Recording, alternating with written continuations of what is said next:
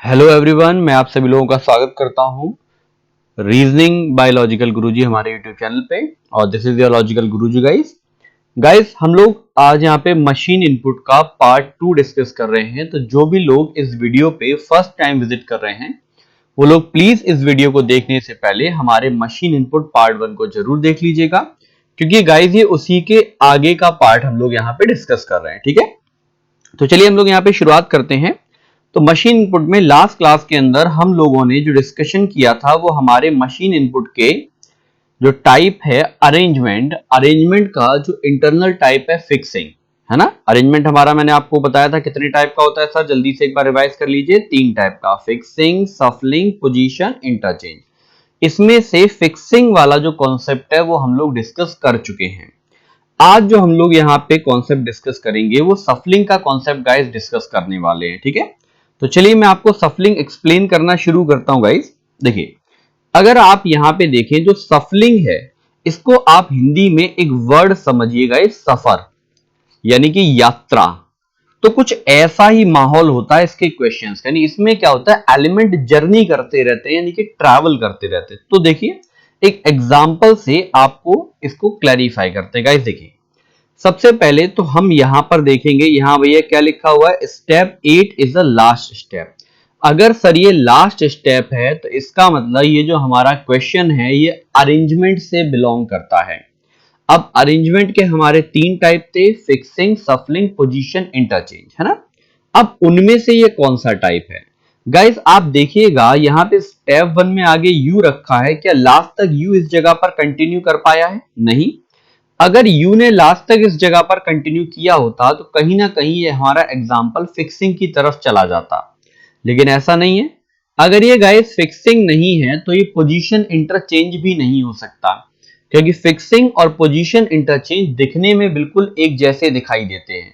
दोनों के बीच में फर्क केवल किसका है, पड़ोसी का। हाँ भैया, पड़ोसी याद आ गया ना। चलिए, तो यहीं से जस्टिफाई हो जाता है कि हमारा एग्जाम्पल किसका है, सफलिंग का। अब सफलिंग का किस तरीके से है देखिए, इसलिए मैंने आपको बताया था कि सबसे पहले हमेशा लास्ट वाला स्टेप देखना चाहिए।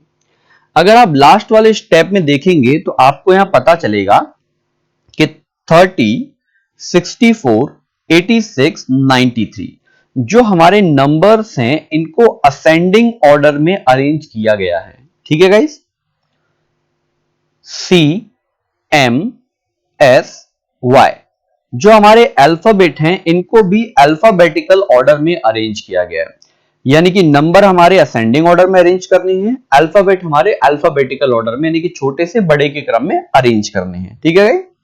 अब यहां पे जो सीक्वेंस बना है वो कुछ ऐसा है कि number, alphabet, number, alphabet, number, alphabet, number, alphabet. अब अगर आप गाइस देखें तो ये 30 यहां पर शुरुआत में है, स्टेप 8 में, लेकिन क्या स्टेप 1 में ये आपको कहीं स्टार्टिंग में दिखाई दे रहा है? नहीं दिखाई दे रहा है ना। ये अचानक से कहीं से आ गया गाइस, इसी को कहा जाता है सफलिंग। यानी जो फाइनल अरेंजमेंट आपको लास्ट में दिखाई देता है ये शुरुआत में कहीं भी अपीयर होता नजर नहीं आता, अचानक से कहीं लास्ट स्टेप में सारी चीजें सेटल हो जाती हैं। यानी बिल्कुल हमारे लाइफ की जर्नी की तरीके से, जैसे हम कामयाबी के लिए लगातार स्ट्रगल करते हैं, दूर दूर तक कहीं कामयाबी नजर नहीं आती, फिर अचानक एक दिन हम कामयाब हो जाते हैं, है ना। तो वही चीज यहां पर है। देखिए गाइस, अब समझने की कोशिश करिएगा। देखिए ये इनपुट है, ये स्टेप 1 है गाइस। इनपुट में आगे 86 था, जबकि स्टेप 1 में आगे क्या लिखा गया है गाइस, यू लिखा गया है। अब यू क्यों लिखा गया है, क्योंकि यू अगर आप देखेंगे तो इनमें सबसे बड़ा अल्फाबेट है। ठीक है गाइस। अब लेकिन अगर आप स्टेप 2 में देखेंगे तो अब तो यहां यू नहीं है ना, अब तो यहां यू नहीं है। अब क्या हुआ, अब यहां पे u की जगह पर क्या आ गया गाइस, 93 आ गया।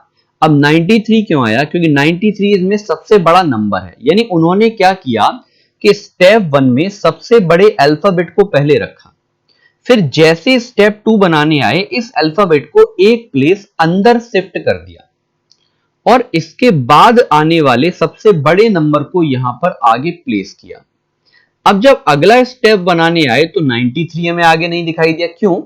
क्योंकि इन दोनों को उन्होंने क्या किया, एक एक स्टेप पीछे शिफ्ट कर दिया, यानी इनको सफल कर दिया। बाकी जो भी चीजें बच रही हैं उनको एज इट इज पीछे की तरफ शिफ्ट करते चले जा रहे हैं। यानी अब स्टेप 1 और स्टेप 2 का अगर आप कंपैरिजन करते हैं तो सबसे बड़ा अल्फाबेट रखा गया, सबसे बड़ा नंबर रखा गया। ओके गाइस, जैसे हम लोग स्टेप 3 में आए, फिर से हमारे पास जो सेकंड हाईएस्ट अल्फाबेट था उसको रख दिया गया। जैसे हम स्टेप 4 में आए, हमारा जो सेकंड हाईएस्ट नंबर था उसको रख दिया गया। इनको क्या किया गया गाइस, बिल्कुल उसी तरीके से इनको एक एक प्लेस पीछे शिफ्ट करते चले गए, है ना। देखिए, इसी तरीके से आप देखेंगे कि अब यहां पे माइन को रखा गया है और बाकी सभी को क्या कर दिया गाइस, पीछे की तरफ शिफ्ट कर दिया। नेक्स्ट में अगर आप देखेंगे 64 को रखा, बाकी सभी को क्या किया गाइस, पीछे की तरफ शिफ्ट कर दिया। यानी जो जो चीजें उठाकर आगे लाई जा रही हैं, धीरे धीरे उन सभी को क्या किया जा रहा है गाइस, पीछे की तरफ सरकाया जा रहा है।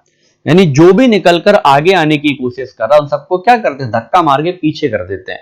यानी गाइस अगर आप देखने की कोशिश करें तो ये अरेंजमेंट एक तरीके से हमारे यहाँ की पॉलिटिकल पार्टी यानी कि कांग्रेस से मिलता जुलता है ना। अब कोई मुझे बीजेपी का भक्त ना समझे भाई, है ना।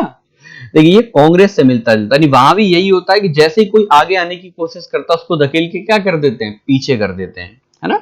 जैसे यू ने कोशिश की, पीछे कर दिया, 93 ने कोशिश की, पीछे कर दिया, सुपर ने कोशिश की, पीछे कर दिया, 86 ने कोशिश की, पीछे कर दिया, माइन ने कोशिश की, पीछे कर दिया। ऐसे 64 आया, उसको भी उठाकर क्या कर दिया, पीछे कर दिया। अब कौन आ गया सर, कैट आ गया, लेकिन कैट को भी उठाकर क्या कर दिया, पीछे कर दिया। नहीं, आप कितना भी जंप मारकर आगे आएंगे आपको उठाकर पीछे कर दिया जाएगा, जब तक कि राहुल बाबा आगे जमे हुए हैं, है ना। ये राहुल बाबा, इनको लास्ट में सबसे आगे लाने का इंतजार किया जा रहा था।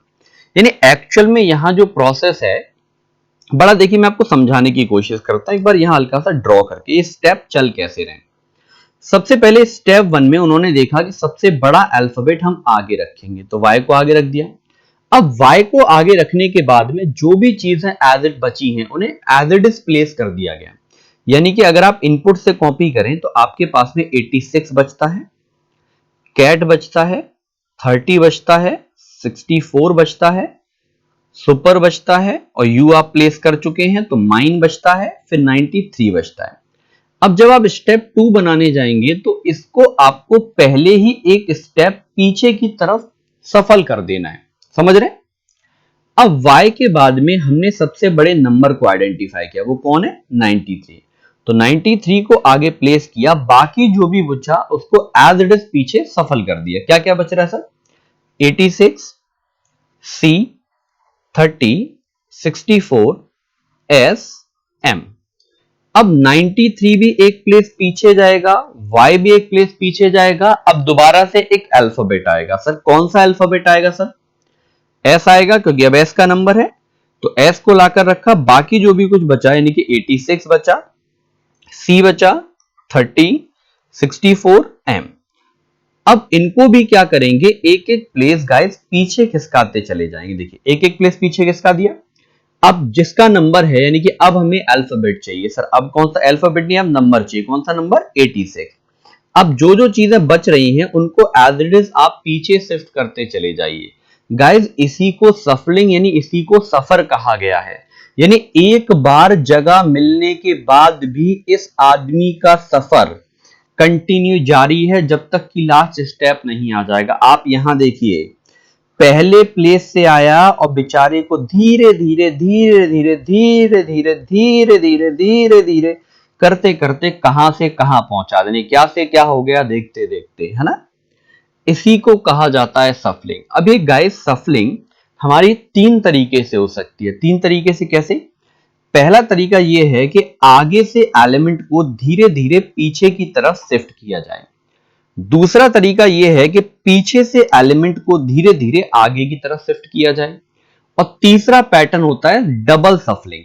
डबल सफलिंग का मतलब होता है नहीं, एक ही क्वेश्चन में एक एलिमेंट आगे से, एक एलिमेंट पीछे से, एक एलिमेंट आगे से, एक एलिमेंट पीछे से, है ना। एग्जाम में जब भी एग्जामिनर को कैंडिडेट को फंसाने का मूड होता है तो मेंस के एग्जामिनेशन में डबल सफल का क्वेश्चन हमें देखने के लिए मिल जाता है। हम उसे भी डिस्कस करेंगे गाइस, पहले हम थोड़ा सा इसके बेसिक को अच्छे से समझ लेते हैं। तो देखिए, आई होप आपको इसको आइडेंटिफाई करना समझ में आया होगा कि सफलिंग के क्वेश्चन को पहचाना कैसे जाता है। जल्दबाजी नहीं करनी है हमें, जल्दबाजी आप करेंगे तो आप कॉन्सेप्ट तक नहीं पहुंच पाएंगे, समझ रहे हैं बात को। देखिए अब मैं चाहूं तो मैं भी 10 या 20 मिनट का वीडियो बना सकता हूं, है ना, लेकिन मेरे वीडियोस 30-40 एक घंटे के क्यों हो रहे हैं? क्योंकि आपको भी पता है कि 10 या 20 मिनट के वीडियो के अंदर आपको केवल चूतिया बनाया जा सकता है, आपको कॉन्सेप्ट नहीं सिखाया जा सकता है, समझ रहे हैं? और हमें यहाँ क्या करना है, कॉन्सेप्ट सीखना है गाइस, है ना। चलिए तो आगे समझते हैं। देखिए एक एग्जाम्पल है हमारे सामने, study the input and answer the question given below. Same इसी तरीके से क्वेश्चन आते हैं, यानी हमें एक इनपुट पहले पूरा सॉल्व करके दिया गया है और हमसे कहा जा रहा है कि जैसे हमने इस इनपुट को सॉल्व किया है एज इट इज आप भी इस इनपुट को सॉल्व करिए और जो आगे क्वेश्चन पूछे गए हैं आप उनका आंसर दीजिए। तो सबसे पहली चीज अगर हम यहां देखें तो क्या लिखा है, step 8 is the last step. अगर ये लास्ट स्टेप है तो इसका मतलब ये क्वेश्चन हमारा किससे बिलोंग करता है गाइस, अरेंजमेंट से बिलोंग करता है।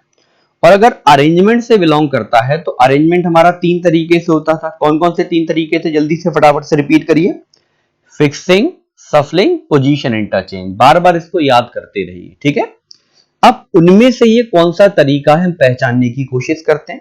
सिंपल सा तरीका गाइस, स्टेप 1 में सबसे आगे क्या रखा गया, पैट। क्या लास्ट तक पैट अपने प्लेस पर टिका रहा, नहीं। अगर लास्ट तक ये एलिमेंट अपने प्लेस पर नहीं टिका है तो इसका मतलब ये फिक्सिंग नहीं हो सकती। अगर ये फिक्सिंग नहीं है तो ये पोजीशन इंटरचेंज भी नहीं हो सकता क्योंकि वो दोनों दिखने में एक ही जैसे होते हैं। इसका मतलब ये क्या है, सफलिंग है। और आइडेंटिफिकेशन कैसे हो सकता है, आप देखिए ये धीरे धीरे करके बेचारा क्या कर रहा है, ट्रैवल कर रहा है ना। ट्रैवल कर रहा है, इसी को क्या कहा गया है, सफलिंग कहा गया है। अब देखिए पैटर्न को रिकॉग्नाइज करना है, तो पैटर्न को रिकॉग्नाइज करने के लिए आपको हमेशा लास्ट वाला स्टेप देखना होता है। लास्ट वाले स्टेप में अगर आप देखेंगे 21, 30, 40, 97, सर ये जो हमारे नंबर्स हैं ये असेंडिंग ऑर्डर में जा रहे हैं, यानी कि छोटे से बड़े के क्रम में हमें फाइनल अरेंजमेंट में दिख रहे हैं, लेकिन एक्चुअल में सीन कुछ और ही चला होगा। ए बी एन पी, यानी जो हमारे अल्फाबेट हैं ये अल्फाबेटिकल ऑर्डर में अरेंज किए जा रहे हैं, है ना। अब लेकिन गाइस यहां तो आप कह रहे हैं सर सबसे आगे 21 आया है, लेकिन क्या स्टेप 1 में 21 को रखकर शुरुआत की गई है, नहीं। आप ध्यान से देखिए, पैट रखा, 97 रखा, नेट रखा, 40, यानी इसको रिवर्स ऑर्डर में अरेंज करना शुरू किया गया है। यानी जो सबसे बड़ा अल्फाबेट है उसको सबसे पहले रखा, फिर नेक्स्ट में उसको अंदर की तरफ शिफ्ट करके सबसे बड़े नंबर को रखा, फिर नेक्स्ट में इन दोनों को अंदर की तरफ शिफ्ट करके जो सेकंड हाईएस्ट अल्फाबेट है उसे रखा, फिर नेक्स्ट में इन तीनों को अंदर की तरफ शिफ्ट करके जो हमारा सेकंड हाईएस्ट नंबर है उसको रखा गया, फिर नेक्स्ट में इनको शिफ्ट किया गया। इसी तरीके से गाइस चल रहा है। अब हम आते हैं अपने इनपुट पर। अब गाइस देखिए जल्दबाजी नहीं करनी है, पहले हम अपने इनपुट को बिल्कुल बेसिक मेथड से सॉल्व करेंगे, ठीक है गाइस, ताकि हम सफलिंग को अच्छे से समझ पाएं। फिर उसके बाद में हम इस वर्किंग को शॉर्ट टर्म से सॉल्व करने की कोशिश करेंगे, ठीक है, यानी अपनी वर्किंग को शॉर्ट करेंगे। तो पहले एक बार बेसिक तरीके से इसको सॉल्व कर लेते हैं। तो सबसे पहले जब हम स्टेप 1 बनाने जाएंगे तो गाइस हमें सबसे बड़े अल्फाबेट को यहां पर रखना होगा। अब आप देखिए कि इनमें सबसे बड़ा अल्फाबेट कौन सा है, कौन सा है, राम है क्या। अब लेकिन गाइस राम तो इनपुट में ही पहले से सबसे आगे रखा हुआ है, यानी राम अपने आप में क्या हो गया है, सेल्फ अरेंज हो गया है। गाइस यहां एक और चीज समझनी है, सफलिंग के अंदर जो सेल्फ अरेंज वाला कॉन्सेप्ट होता है उस पर ज्यादा ध्यान देने की जरूरत नहीं पड़ती है। क्यों, क्योंकि सफलिंग के टर्म में सेल्फ अरेंज अगर कभी भी होता है तो हमेशा पहले स्टेप में ही होता है। पहले स्टेप के बाद में कभी भी सफलिंग के केस में सेल्फ अरेंज का केस कभी भी नहीं बन सकता है, ठीक है गाइस। तो पहले स्टेप पर ही बस थोड़ा सा ध्यान रखना है। तो जैसे हम यहाँ पहला स्टेप बनाने गए तो हमने देखा कि राम तो ऑटोमेटिकली पहले प्लेस पर है, लेकिन अब हम राम को यहां पहले प्लेस पर ही छोड़कर अगर एज इट इज इसको लिख देंगे तो भैया एक कॉपी पेस्ट हो जाएगा, समझ रहे हैं। यानी यहां राम पहले प्लेस पर नहीं आएंगे, राम को एक प्लेस अंदर खिसकाना पड़ेगा। और अब जो सबसे बड़ा नंबर है, सबसे बड़ा नंबर कौन सा, 87, यानी कि राम से पहले 87 को रखना पड़ेगा, समझ रहे। 87 आ गया, राम शिफ्ट कर गए, क्या क्या बचा, 45, जी, 24, 39, ए, पी। अब जब स्टेप 2 बनाने जाएंगे गाइस तो 87 अंदर शिफ्ट हो जाएगा, R अंदर शिफ्ट हो जाएगा। अब इसके बाद में हमें चाहिएगा alphabet, second highest alphabet sir कौन सा है? P है। तो इसको उठाइए, आगे लगा दीजिए, बाकी सबको शिफ्ट करिए। क्या क्या बचा? 45 G, 24, 39 A। अब जब स्टेप थर्ड बनाने जाएंगे गाइस तो स्टेप थर्ड में अब हमें यहां पर क्या रखना होगा? देखिए गाइस, P सबसे पहले अंदर की तरफ जाएगा हमारा, 87 अंदर की तरफ जाएगा, R भी अंदर की तरफ जाएगा। अब नंबर आएगा सेकंड हाईएस्ट नंबर अगर आप देखेंगे तो 45 है, यानी यहां पर क्या आएगा? 45। अब क्या क्या बचा गाइस? देखिए, G बच रहा है, 24 बच रहा है, 39 बच रहा है, A बच रहा है। अब जब आप स्टेप 4 बनाने जाएंगे तो 45 अंदर गया, P अंदर गया, 87 अंदर गया, R अंदर गया। अब अल्फाबेट आना है, तो थर्ड हाईएस्ट अल्फाबेट सर हमारे पास कौन सा है? G। तो यहां G को आगे रख देंगे, बाकी जो भी बचा, क्या क्या बचा? 24, 39 A। नेक्स्ट स्टेप जब बनाने जाएंगे तो G अंदर जाएगा, 45 अंदर जाएगा, P अंदर गया, 87 अंदर गया, R अंदर गया, है ना। तो अब क्या रखना पड़ेगा सर? नंबर रखना पड़ेगा सर। कौन सा नंबर आएगा? 39। तो 39 को प्लेस करते हैं। क्या क्या बचा? 24 और A। अब अगला स्टेप जब आप बनाएंगे तो 39 अंदर गया, G अंदर गया, 45 अंदर गया, P अंदर गया, 87 अंदर गया, R अंदर गया। क्या आएगा सर? अब अल्फाबेट आएगा। कौन सा अल्फाबेट आएगा सर? सबसे छोटा। कौन बचा हुआ है? A बचा हुआ है। और यहां पीछे क्या बचा? 24। अब जब स्टेप 7 में आप जाएंगे तो सबसे पहले आपको पता है कि एक ही टर्म बचा है 24, वही आगे आएगा और बाकी सारे क्या हो जाएंगे? पीछे की तरफ खिसक जाएंगे। यानी A गया, 39 गया, G गया, 45 गया, P गया, 87 और R। यानी फाइनल अरेंजमेंट हमारा कुछ इस तरीके से बनेगा। अब अगर आप स्टेप काउंट करेंगे तो इसमें कितने स्टेप लगे गाइस? 7 स्टेप्स लगे। 7 क्यों लगे?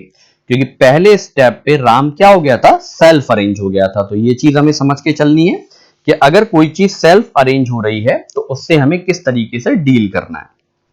ओके गाइस, तो चलिए जरा इसी के क्वेश्चंस को हम लोग देख लेते हैं। देखिए, ये हम लोगों ने सॉल्यूशन बनाकर रेडी कर रखा था पीछे। अब देखिए, अभी क्या है कि पहले हम बेसिक तरीके से बनाए गए सॉल्यूशन से एक बार आंसर मार्क करते हैं, फिर हम ये देखेंगे कि हम इसी क्वेश्चन को किस तरीके से एग्जाम में सॉल्व करेंगे एक्चुअल में। How many steps are required to solve the input. तो आपको पता है कि कितने स्टेप यहाँ पे लगने वाले हैं इसको सॉल्व करने के लिए गाइस। आपने अभी भी उधर देखा 7 स्टेप लगने वाले हैं। How many elements are between 45 and 87 in step third. Guys step third की बात हो रही है, first second third. Third step में 45 और 87 के बीच में केवल एक एलिमेंट है। तो आप यहाँ पे 1 वाला तो ऑप्शन तो है ही नहीं। यहाँ पे देख लीजिए एक बार से, step third, first step, second step, third step. Third step पे 45 87 के बीच में एक एलिमेंट, तो आंसर आप लगा देंगे none of these. What is the position of 24 from right in step 4। Step 4 में 1 2 3 4, ये वाला स्टेप आपका स्टेप 4 है। इसमें राइट साइड से पूछा है, फर्स्ट सेकंड थर्ड नंबर पर 24 रखा हुआ है। तो आपका आंसर क्या हो जाएगा? Third. Which is the last step. तो गाइज आपको पता है लास्ट स्टेप तो हम बिना सॉल्व किए हुए भी बता सकते हैं, क्योंकि हमें पता है कि जब लास्ट स्टेप की बात आती है तो उसके अंदर सारी चीजें क्या होती हैं? ऑटोमेटिकली वेल अरेंज होती हैं। यानी ये सारी चीजें हमारी एज इट इज होनी चाहिए। तो देखिए एक बार चेक कर लेते हैं, लेकिन पूरा पूरा पढ़कर चेक करिएगा, जल्दबाजी में गलती होती है। देखिए ये वाला क्यों एलिमिनेट होगा? या 2 नंबर एक साथ लिखे, जबकि आपको पता है कि 2 नंबर एक साथ तो आएंगे ही नहीं। ये गलत हो जाएगा। ये दोनों क्यों कैंसिल हुए? क्योंकि आपको पता है आर से तो हमारा फाइनल स्टेप शुरू होगा ही नहीं, क्योंकि हमारा फाइनल स्टेप किससे शुरू होगा? एक नंबर से शुरू होगा। अब हमारे पास या तो नन बचा या फिर ये ऑप्शन। मैच कर लेते हैं, 24 A, 39 G, 45 P, 87 R, बिल्कुल एज इट इज है। तो यही वाला ऑप्शन हमारा आंसर हो जाएगा। What is the position of got from left. ये लेफ्ट लिख गया गाइस, ये लेफ्ट नहीं है, लेफ्ट है इन स्टेप 5। तो स्टेप 5 में आपको गॉट का पोजीशन बताना है लेफ्ट साइड से। तो गाइस हमारा स्टेप 5 अगर आप देखेंगे तो ये हमारा स्टेप 5 है और लेफ्ट साइड से पोजीशन बतानी है। तो फर्स्ट सेकंड नंबर पर ही गॉट रखा हुआ है। तो आंसर यहाँ सेकंड ऑप्शन में है क्या? नहीं। देखिए अब यहाँ पे स्टेप लिखते समय थोड़ा सा ऑप्शन थोड़े गड़बड़ हो गए गाइस, है ना। लेफ्ट साइड से आपको स्टेप 5 में गॉड की पोजीशन कैलकुलेट करनी है, तो ये सेकंड आएगा। तो यहाँ पे ऑप्शन थोड़े से एरर हो गए हैं, तो ये थर्ड को हम लोग क्या करते हैं, सेकंड कर लेते हैं। ठीक है, एग्जाम में ऐसा नहीं होता है ना। देखिए, अब इसी क्वेश्चन को अगर हम अपने तरीके से यानी कि शॉर्टकट से अगर हम सॉल्व करने की कोशिश करें, तो अब हम इसे शॉर्टकट से कैसे सॉल्व कर सकते हैं। पहली बात तो मैंने आपको बताया कि कोई शॉर्ट ट्रिक नहीं होती है ना।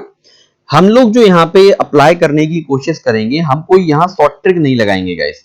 हम लोग यहाँ सिंपल सा एक काम करेंगे गाइस कि हम इसी वर्किंग को सॉर्ट करने की कोशिश करेंगे। देखिए, पहले मैंने आपको बड़ा सिंपल सा तरीका बताया, वही एज इट इज फॉलो करना है सबसे पहले। तो अब आपको क्या करना है, आप यहाँ अंडरलाइन कर लीजिए फर्स्ट वाले पे, क्योंकि आपका अरेंजमेंट इसी तरफ से शुरू हो रहा था। अब आपको पता है कि जब स्टेप 1 बनाया जाएगा तो स्टेप 1 में सबसे पहले आपको एक अल्फाबेट रखना होगा, और ऐसा अल्फाबेट जो कि सबसे बड़ा है। और इन सभी में सबसे बड़ा अल्फाबेट कौन है सर, आर, और वो ऑटोमेटिकली पहले से यहीं पर रखा है, यानी आपको इसे अरेंज करने की जरूरत नहीं पड़ी। और अगर ये शुरुआत में ही अरेंज हो गया तो इसका मतलब ये 0 स्टेप पर ही अरेंज हो गया है ना, यानी अभी तक हमने कोई स्टेप नहीं लगाया है। अब ये तो चला गया, तो अब इसके नेक्स्ट वाले को आप अंडरलाइन कर लीजिए। अब जब आप स्टेप 1, क्योंकि अभी तो स्टेप 0 ही है, अभी तो स्टेप 1 तो बना नहीं है, जब स्टेप 1 में आप जा रहे हैं तो आपको नंबर चाहिएगा। आपका अल्फाबेट तो ऑटोमेटिकली एडजस्ट हो गया है, तो जब आप नंबर लिखेंगे तो सबसे बड़ा नंबर है 87, और ये तो 87 नहीं है, यानी 87 को अरेंज करने में स्टेप 1 लग जाएगा। ठीक है, अब 87 के बाद गाइस हमें चाहिए नंबर, सॉरी अल्फाबेट चाहिए। कौन सा अल्फाबेट चाहिए, जो सेकंड हाईएस्ट। तो अब सेकंड हाईएस्ट कौन है, पी है। अब ये तो पी नहीं है गाइस। अब अगर ये पी नहीं है तो इसका मतलब सीधा सा ये निकल कर आता है कि पी को अरेंज करने में स्टेप सेकंड हमारा लग जाएगा। ठीक है, अब इसके बाद में हमें नंबर चाहिए गाइस। कौन सा नंबर चाहिए हमारे पास, बताइए जल्दी से। अब आप कहेंगे सर 45 चाहिए, और आप कहेंगे सर यही तो 45 है, सेल्फ अरेंज हो गया। बाबूजी कभी सेल्फ अरेंज नहीं हो सकता। क्यों नहीं हो सकता, समझो। क्योंकि ये कहानी कुछ ऐसे चल रही है, ये आर है, ये 87 है, ये पी है। अब 45 को इनके आगे ले जाके रखना है, इनके पीछे नहीं रखना है। ये 45 भी अपने आप अरेंज होने वाला नहीं है, समझ रहे हैं बात को। तो 45 को भी अरेंज करने में आपको कौन सा स्टेप लग जाएगा, थर्ड स्टेप लग जाएगा। इसके बाद में जब हम फोर्थ स्टेप में जाएंगे तो हम अल्फाबेट को अरेंज करेंगे। कौन सा अल्फाबेट अरेंज करेंगे गाइस, जी को अरेंज करेंगे। तो ये हमारा जी फोर्थ स्टेप में अरेंज होगा। इसके बाद में फिफ्थ स्टेप में हमारा क्या होगा, नंबर अरेंज होगा। कौन सा नंबर था सर, 39। तो 39 हमारा फिफ्थ स्टेप में आ गया। फिर हमारा अल्फाबेट आएगा कौन सा, ए, स्टेप 6 में। फिर अगला हमारा नंबर आएगा स्टेप 7 में, 24। अब अगर आप गाइस देखेंगे तो हमने नंबर कहां तक लिखे हैं, 7 तक लिखे हैं। अगर 7 तक लिखे हैं तो पहले वाले क्वेश्चन का आंसर तो हमारा यहीं से निकल आया है ना, कि उसने पूछा था कि भाई कितने स्टेप लगेंगे, तो हमें अभी भी पता है पहले से कि भाई 7 स्टेप लगेंगे। ठीक है, अब अगला क्वेश्चन आता है, how many elements are between 45 and 87 in step third. अब 45 और 87 के बीच में स्टेप थर्ड में कितने एलिमेंट आएंगे। तो गाइस स्टेप थर्ड हम डायरेक्टली बना लेंगे, हम पूरा क्यों सॉल्व करें, है ना। हम स्टेप थर्ड डायरेक्ट बना लेंगे। कैसे बना लेंगे गाइस, देखिए। अब आप ये देखिए कि 0 नंबर पे हमने क्या अरेंज किया था, आर। 1 नंबर पे क्या है, 87। 2 नंबर पे क्या है, पी। और 3 नंबर पे क्या है, 45। इसके बाद जो भी कुछ बचा उसे एज इट इज प्लेस कर दीजिए। पहली बात तो प्लेस करने की जरूरत ही नहीं है, क्योंकि 45 और 87 के बीच में पूछा है, तो 45 और 87 के बीच में एक ही चीज आ रही है, तो यहीं से आंसर लग जाता है हमारा। 1 तो है नहीं, तो नन ऑफ दीज, है ना। अगर किसी और के पीछे पूछा होता तो एज इट इज हम पीछे क्या कर देते, प्लेस कर देते। ज्यादातर एग्जामिनर इसी तरीके से क्वेश्चन पूछता है कि आपको क्वेश्चन पूरा सॉल्व ना करना पड़े। ठीक है, देखिए नेक्स्ट क्वेश्चन था, what is the position of 24 from right in step 4। तो स्टेप 4 में आपसे 24 की पोजीशन पूछी गई थी राइट से। सही बात है गाइस। आप एक चीज देखिए, आपको सॉल्व नहीं करना है, आप अपने आप बता दोगे। देखो आपको पता है राइट ये वाली साइड होती है ना, पीछे की साइड, किसकी पोजीशन पूछ रहा है, 24 की। सही है। आप एक चीज यहां देखना कि 24 कौन से नंबर के स्टेप में अरेंज हुआ है, 7 में। हमसे कौन सा स्टेप पूछा गया है, 4। यानी चौथा स्टेप जब तक बना होगा तब तक 24 से हमने छेड़छाड़ नहीं की होगी। सही बात है। केवल जिन जिन चीजों की हमें जरूरत पड़ी होगी उनको उठाकर आगे रख दिया होगा, बस इतना ही किया होगा। तो अब आप बस इतना देखो कि 24 के पीछे ऐसे कितने हैं जो स्टेप नंबर 4 तक यूज कर लिए गए होंगे। एक तो 87 और एक P, ये दोनों बाकी हैं और तो कोई पीछे चल के आएगा नहीं।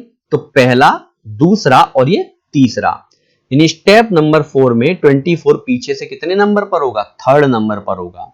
समझ रहे गाइस? हमें स्टेप नंबर 4 बनाना नहीं पड़ा, हमने जो ऊपर नंबरिंग करी थी वही अगर हम थोड़ा सा अकल का इस्तेमाल कर देते हैं तो वही हम उसी नंबरिंग से ही आंसर कर पाएंगे।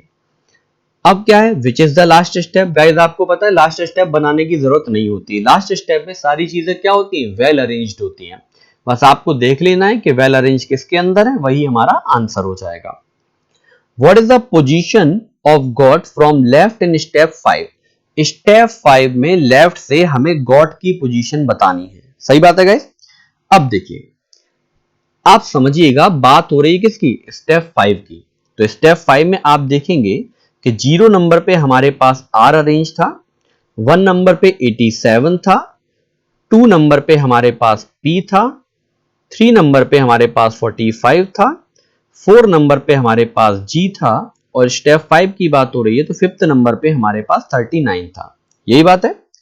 पूछा कौन सी साइड से गया है गाइस? लेफ्ट साइड से। गाइस लेफ्ट यही वाली तो साइड होती है। तो क्या मुझे रिमेनिंग को लिखने की रिक्वायरमेंट है? नहीं है। लेफ्ट से गिन लो, फर्स्ट, सेकंड, आंसर। यानी एग्जामिनर आपसे क्वेश्चन वही पूछता है जो आप शॉर्ट वर्किंग में कर पाए। समझ रहे हैं? इस चीज को जो मैंने आपको समझाया है इसको मैं अभी आगे एक और एग्जांपल लूंगा, वहां दोबारा से एक्सप्लेन कर दूंगा। फिलहाल ये है, आप समझने की कोशिश करिए गाइस कि हमें यहां पर क्या करना है। शॉर्ट ट्रिक के पीछे नहीं पड़ना है, थोड़ा सा वर्किंग में अगर हम दिमाग लगाएंगे तो हमारी जो शॉर्ट ट्रिक है वो शॉर्ट वर्क में कन्वर्ट होकर हमें आंसर दे देगी। क्योंकि guys short tricks machine input में नहीं लगती हैं। समझ रहे हैं बात को? चलिए आगे समझते हैं। देखिए, study the input given below and answer the question. आपको इनपुट दिया गया है और आपको क्वेश्चन के आंसर देने हैं। ठीक है, सबसे पहले तो यहां मैं लिखना भूल गया हूं गाइस, है ना, ये आपका लास्ट स्टेप है। ठीक है, मैं यहां लिख देता हूं, थोड़ा सा पीपीटी बनाते समय ध्यान से उतर गया मेरे, ये आपका लास्ट स्टेप है। ठीक है गाइस, देखिए अब यहां पर है क्या, इनपुट में देखिए, अब अगर लास्ट स्टेप है तो क्वेश्चन हमारा अरेंजमेंट पे चल रहा है। अब अगर आप देखेंगे तो स्टेप 1 में आगे 45 लिखा है, लेकिन क्या 45 लास्ट तक टिका है? नहीं। अगर लास्ट तक नहीं टिका तो इसका मतलब ये क्वेश्चन आपका फिक्सिंग का नहीं है।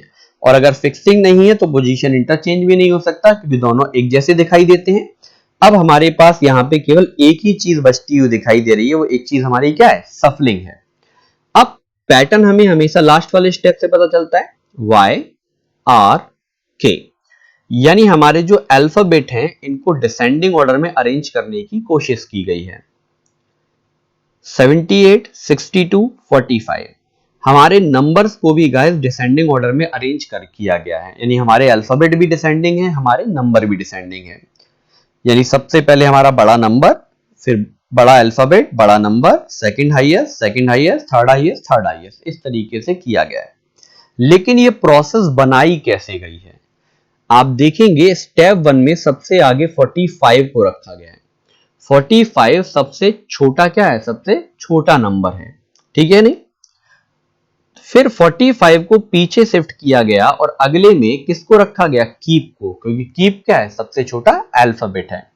इसी तरीके से छोटे से बड़े का क्रम धीरे धीरे सफल करते हुए अरेंज किया गया है। ठीक है, तो हम भी अपने एग्जाम्पल पर सेम प्रोसेस को फॉलो करेंगे। यहां भी गाइस हम वैसे ही करेंगे, पहले एक बार डिटेल में सॉल्व करेंगे, फिर हम लोग शॉर्टकट तरीके से इसको सॉल्व करने की कोशिश करेंगे। ठीक है, देखिए ताकि हम इसको बड़े अच्छे से समझ पाए। तो जब स्टेप 1 गाइस बनेगा तो पहले सबसे छोटा नंबर ढूंढ कर रखा जाएगा। अब सबसे छोटा नंबर कौन सा है? 36। अब ये तो 36 नहीं है, यानी यहां पर सेल्फ अरेंज का कोई भी चांस अवेलेबल नहीं है।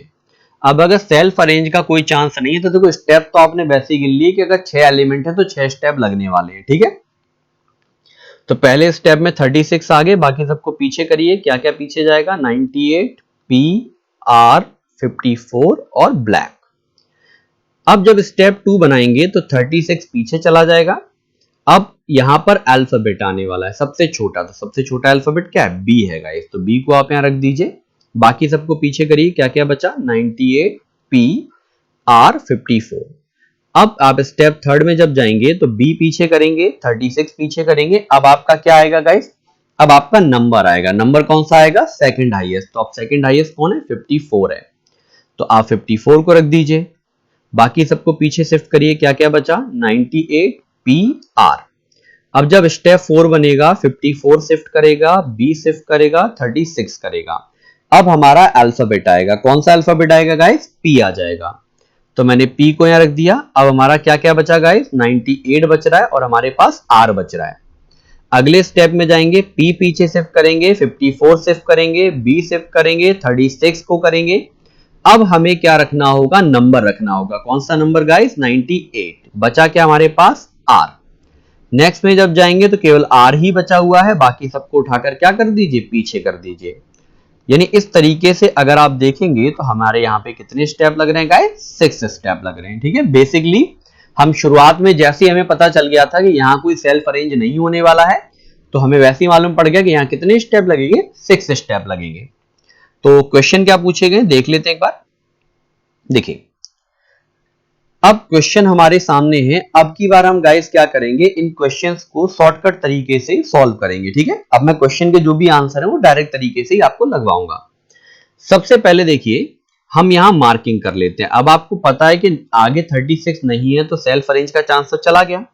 तो अब सबसे पहले 36 अरेंज हुआ होगा, उसके बाद में सेकंड नंबर पर क्या अरेंज हुआ होगा गाइस, बी अरेंज हुआ होगा। थर्ड नंबर पर क्या रखा गया होगा, 54 रखा गया होगा। फोर्थ नंबर पर पिंक रखा गया होगा। फिफ्थ नंबर पर फिर आपका क्या आया होगा, 98 आया होगा।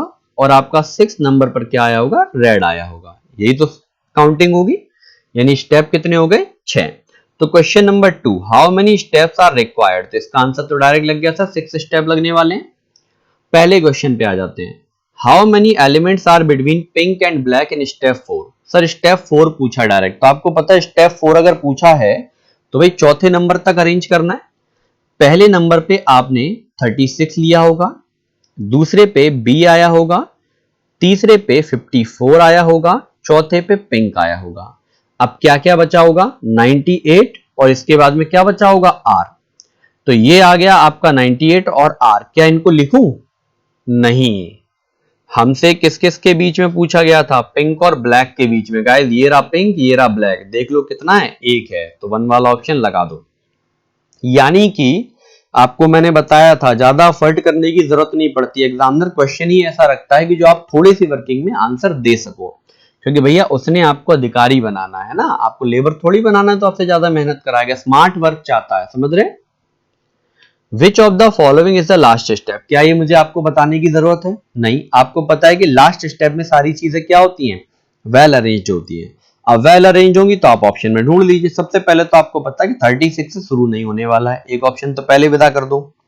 अब अगर आप यहां देखोगे, यहां आपको 2 नंबर एक साथ दिख रहे हैं, यहां आपको क्या हो रहा है, सॉरी तो गाइस थोड़ा सा स्लाइड चेंज हो गई, यहां आपको 2 नंबर एक साथ दिख रहे हैं, इसमें आपको 3 नंबर एक साथ दिख रहे हैं। आपको पता है ना तो 2 नंबर एक साथ आ सकते हैं, ना तो 3 नंबर एक साथ आ सकते हैं। इसका मतलब इन दोनों में से भी कोई लास्ट स्टेप नहीं है, केवल कौन सा वाला ऑप्शन बचा, सी वाला। चेक कर लो भाई, आर 98, पी 54, बी 36, ओके है सारी चीजें, इसका मतलब यही हमारा आंसर है। Which of the following is the third step. अब गाइस थर्ड स्टेप पूछा है, ये भी बताने की जरूरत नहीं है ना, थर्ड स्टेप बनाने की जरूरत है। अगर हमसे कोई स्टेप पूछा जाता है तो ऑप्शन से खेल हो जाता है भाई साहब। देखो कैसे खेल हो जाएगा, सबसे पहले तो ये ऑप्शन कट जाएगा कि there is no such step. आपको पता है कि भैया 6 स्टेप बनेंगे तो तीसरा तो है, एक ऑप्शन निकल लिया। अब आपको पता है कि जब आप थर्ड स्टेप बनाओगे तो 3 चीज अरेंज होंगी। क्या क्या 3 चीज अरेंज हुई होंगी, पहले नंबर पे 36, दूसरे पे भी, तीसरे पे 54, यानी कि जो शुरुआत होगी वो 54 से होगी, सही बात है।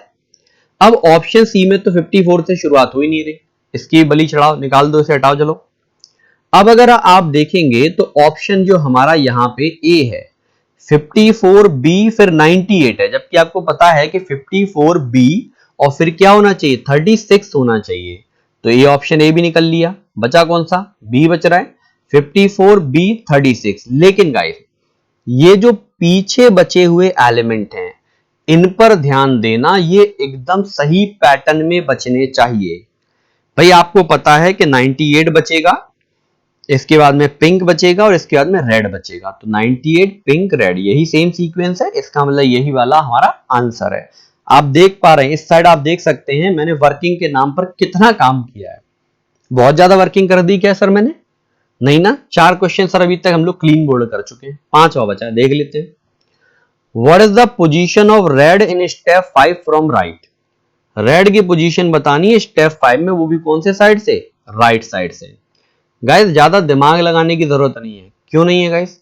सर बात कौन से स्टेप की हो रही है? 5वें की। जरा ऊपर नंबर में देख लो, रेड पे कौन सा नंबर लिखा है? 6वां, यानी कि रेड का नंबर सबसे लास्ट वाले स्टेप में लगा होगा, 6वें वाले में। यानी रेड से पहले 1 2 3 4 5 लोग अरेंज हो गए होंगे और 5वें स्टेप में रेड पीछे पड़ा होगा सबसे लास्ट में, क्योंकि 6वें में तो इसका नंबर आएगा। और आपको पता है लास्ट से ही तो राइट होता है, लास्ट से ही तो राइट होता है, और राइट से पूछा है, यानी कि ये राइट साइड से गाइस कौन से नंबर पे पड़ा होगा? पहले नंबर पे पड़ा होगा। समझ में आ रहा है? नहीं, एक बार बना के समझा देता हूं, देखो, है ना, हमारी ऑडियंस को बड़ा आराम से समझ आता। देखो यहीं से गेम हो गया था क्वेश्चन के अंदर। देखो पहले पे लिखा था 36, दूसरे पे लिखा था बी, तीसरे पे लिखा था 54, चौथे पे लिखा था पिंक, 5वें पे लिखा था 98। सर बचा कौन सा? रेड। तो वही तो पीछे लिखा होगा स्टेप 5 में, तो भैया राइट साइड से कौन से नंबर पे? पहले नंबर पे। अब ये मुझे बनाने की जरूरत नहीं पड़ी थी, आप लोगों के लिए बनाया है। यानी अब अगर आप देखोगे तो ये 5 क्वेश्चन मैंने कितनी सी वर्किंग में सॉल्व कर दिए। सर मेरे हाथ थक जाएंगे इतनी वर्किंग करने में? तो एग्जाम में थक जाएंगे क्या? नहीं, आराम से कर पाओगे। समझ रहे हैं? तो आई होप आप लोगों को सफलिंग का कॉन्सेप्ट समझ में आया होगा, और अगर आपको मेरा पढ़ाया हुआ समझ में आ रहा है तो वीडियो को लाइक करिएगा, कमेंट करिएगा, चैनल को सब्सक्राइब और शेयर करिएगा। अभी ये यहां पर हम लोग 2 चीजें डिस्कस कर पाए हैं, हमारा फिक्सिंग, हमारा सफलिंग। अब जब नेक्स्ट पार्ट आएगा तो उसमें मैं आपको पोजीशन इंटरचेंज एक्सप्लेन करूंगा। उसके नेक्स्ट पार्ट में हम लोग वहां पे शिफ्टिंग को समझेंगे, और फिर उसके नेक्स्ट पार्ट में हम लोग जो इसके हाई लेवल क्वेश्चंस हैं उनको एक्सप्लेन करेंगे। ठीक है गाइस, तो नेक्स्ट वीडियो के अंदर मिलते हैं। Thank you so much.